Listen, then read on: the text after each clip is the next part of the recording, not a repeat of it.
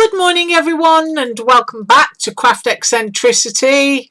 I was just thinking, I can't believe that it's going to be Friday already tomorrow. I just don't know where the time goes. But anyway, I'm here today with a KSCRAFT project share and I'll show you the dies that I used. I used that lovely wavy edge stitch, and I think this comes in a set of either 4 or 5, but I will link it below. It's one of my favourites, and I use the KSCRAFT mushroom die, which is all in bits. Now, one of the things I'm always saying about these paper piecing dies is that you can use them like stamps. So that's exactly what I did. I cut the whole thing out in white and then I just used my Touch 5 markers and blended it in with a stamped image. So I also used my picky up tool, which is a wax tip. I used my gel pen. I used a bunch of Touch 5 markers. There they all are. Still got them on my desk. And I used my Distress ink in tumbled glass, and I used an Aliexpress blending tool. This one's permanently blue. I haven't even washed it out yet because I only use it for that colour, for doing like soft sky backgrounds. So I used those, and this is what I made.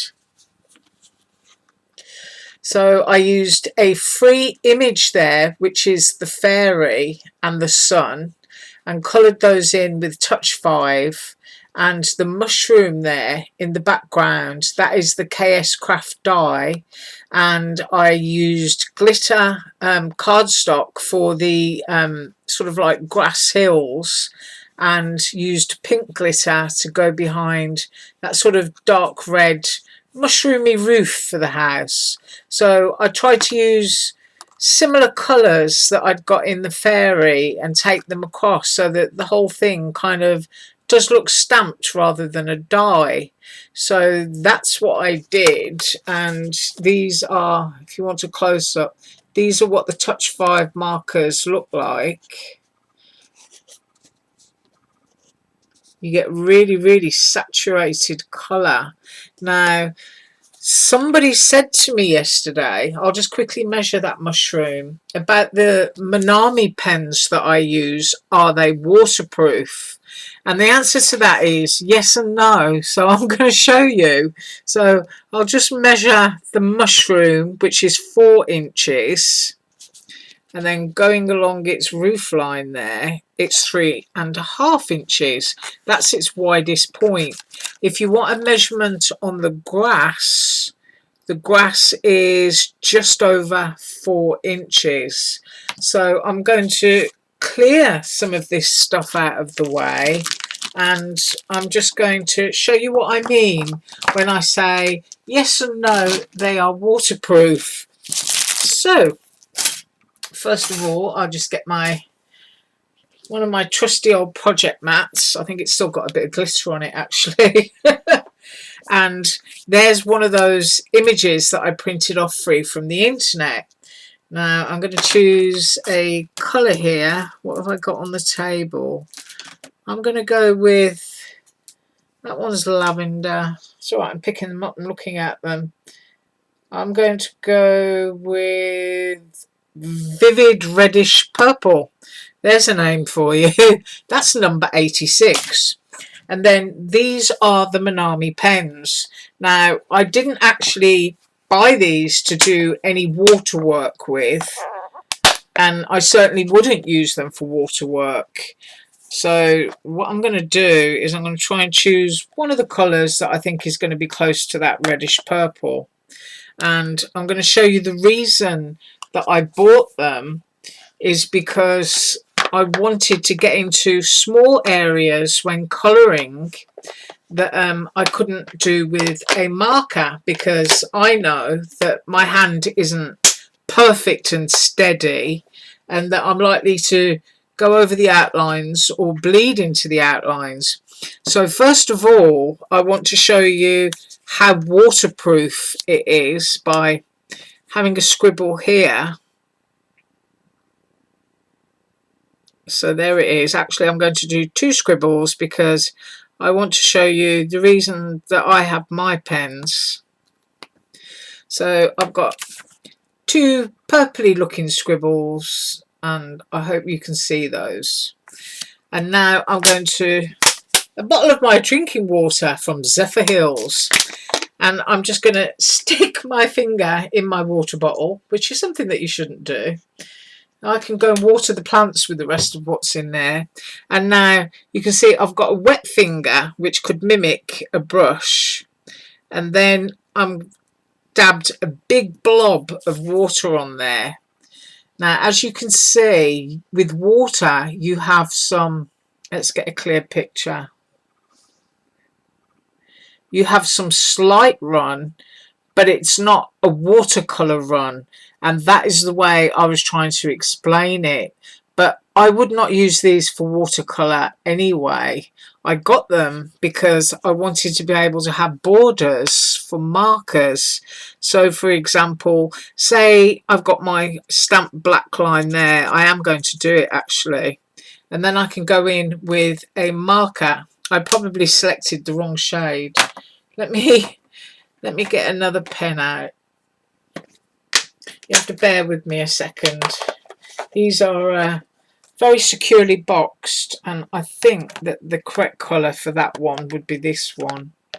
So they are very close in shades to your Touch 5 markers, which is another reason that I got them.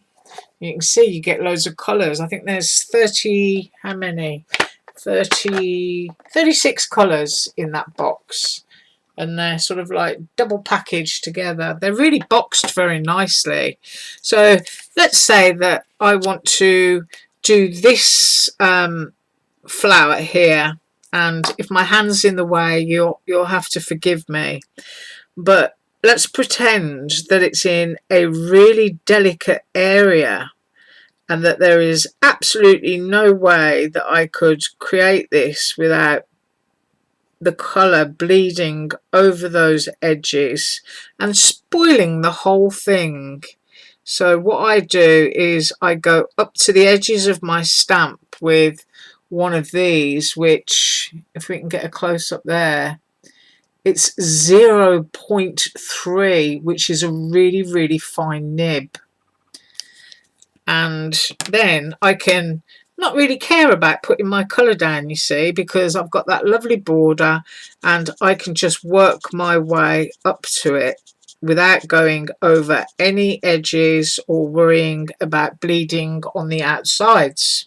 So I will just pick that up for you, and what it does is, because there's a slight amount of travel in that ink, it will just blend in for you. So there is one petal, and then I think we can do that little bit in the hair there, because that is a very good example of trying to get a marker in and doing it neatly can seem really difficult.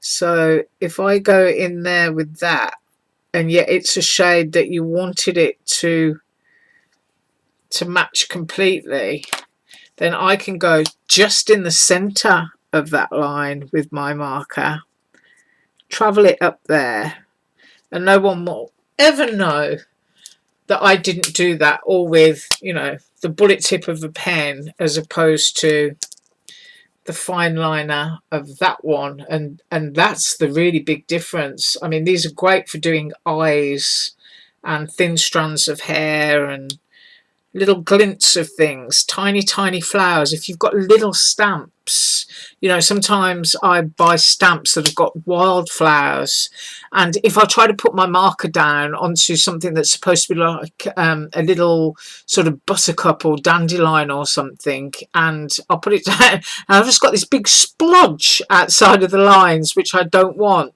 but I can use one of those and then it looks really pretty because it looks all neat and tidy.